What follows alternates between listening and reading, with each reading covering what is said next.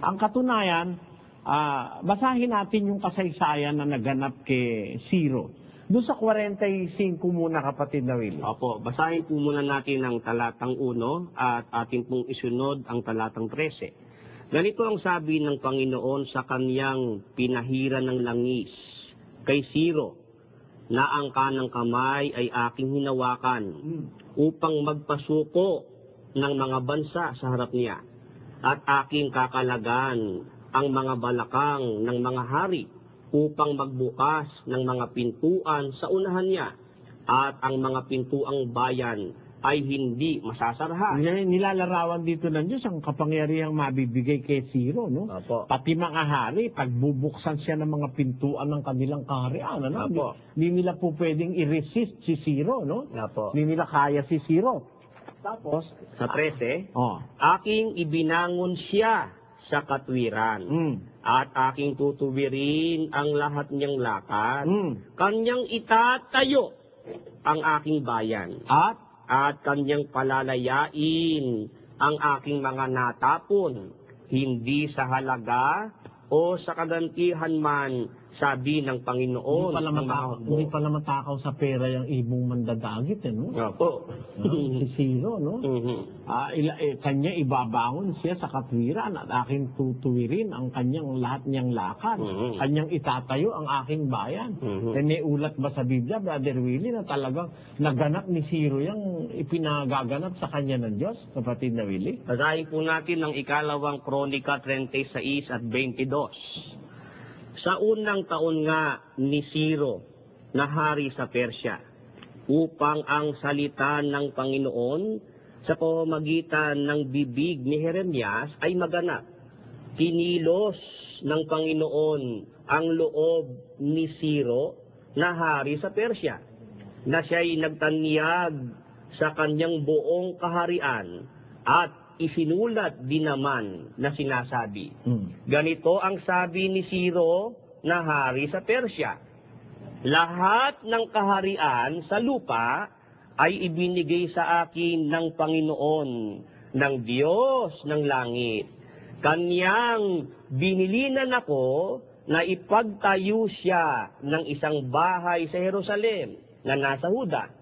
Sino mang mayroon sa inyo sa buong kanyang bayan, sumakanya nawa ang Panginoon niyang Diyos, at umahon siya. Ayun. Maliwanag na yung task o yung gawaing ginanap ni Ciro, talagang yung mga malalayo ng Israelita, inilapit niya uli sa Panginoon, itinayo niya yung bayan, at nagtayo siya ng bahay na ukol sa Panginoon, di ba, Brother Willie?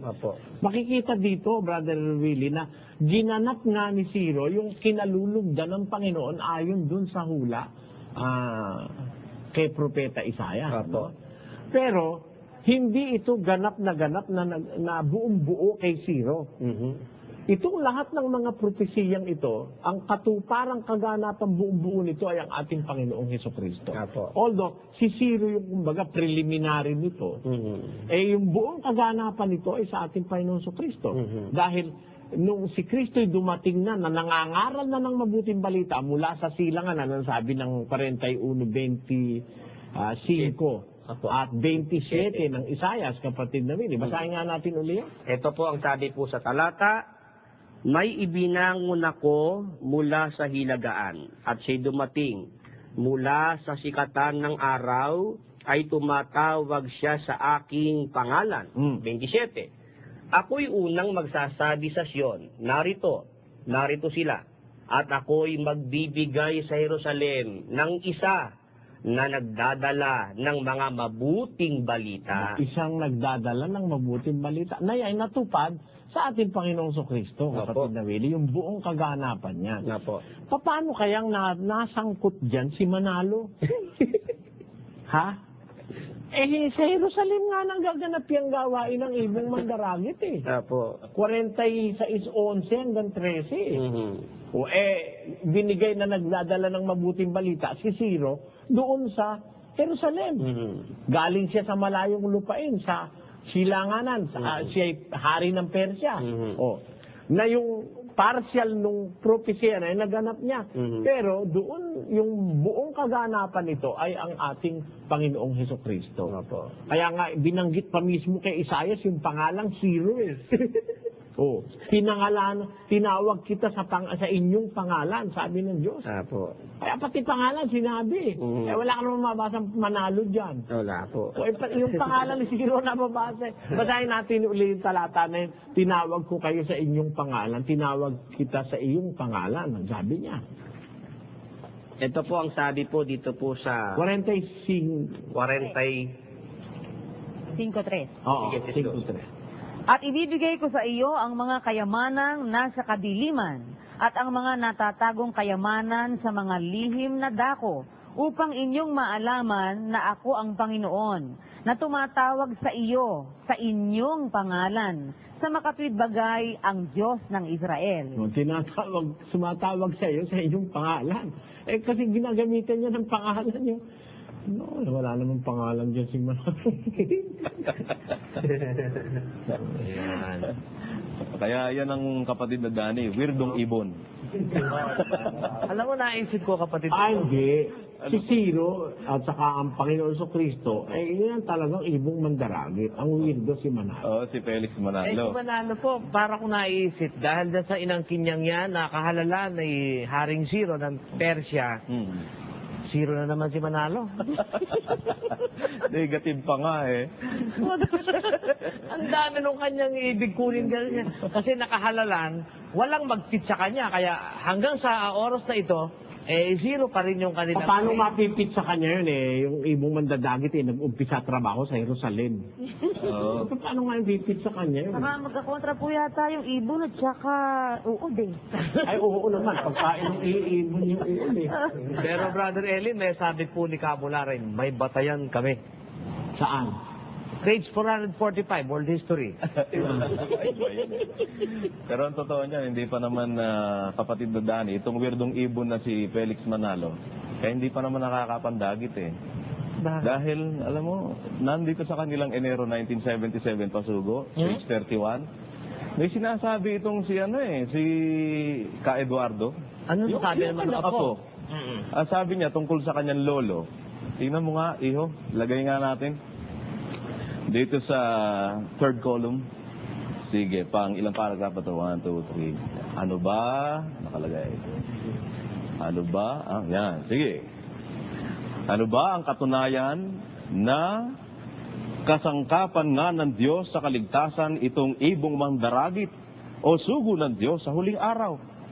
Pagiging mandaragit naman pala dito sa huling araw pa eh.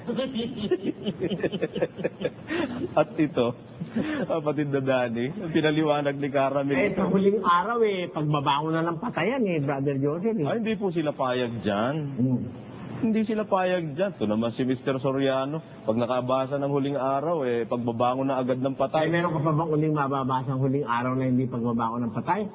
Basahin natin kabularan. Reaksyon, naraming.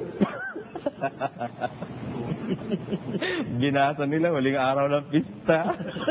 Ito palang ibong mandaragit na ito, mamimista lang eh. At dumating pa siya, huling araw na, di buto-buto na ilabas na ron. Tugasan ng ina. Hindi, teka muna, balik natin yung sinasabi ni Eduardo. Lagyan natin ulit. Yan. Pinatutunayan niya, ano raw ba ang katunayan, nakasangkapan nga ng Diyos sa kaligtasan, itong ibong mangdaragit o sugo ng Diyos sa huling araw. Pagiging mangdaragit po nito sa huling araw. At alam mo kapatid na Dani, sino dadagitin? Itaas mo iho. Taas mo na, sige, yan. Sige pa, sa umpisa ng paragraph. Yan. Kapag ka relihiyon ang pinag-uusapan, ang hilagaan ay ang Iglesia Protestante. At ang timugan ay ang Iglesia Katolika, Apostolika, Romana. At pagkasilangan ni Pilipinas, hindi iglesia. Yun nga po. Inconsistent itong mga baston ni Manalo Yung hilagaan, pinakahulugang protestante. Ang timugan, iglesia katolika. Pagsilanganan, geographical naman, hindi religious. Ayan. Ano yan? Yan mga ministro ni Manalo, mag-isip-isip kayo. Napakamali ng inyong aral. Bakit? Biro mo, pag ang pinag-usapan, Hilagaan, iglesia ang tinutukoy. Mm. Pag Timugan, iglesia rin. Bakit pag Silanganan, geografiya ang binabatayan nyo at yan ay Pilipinas? Oo. O di ba yan inconsistency sa aral nyo?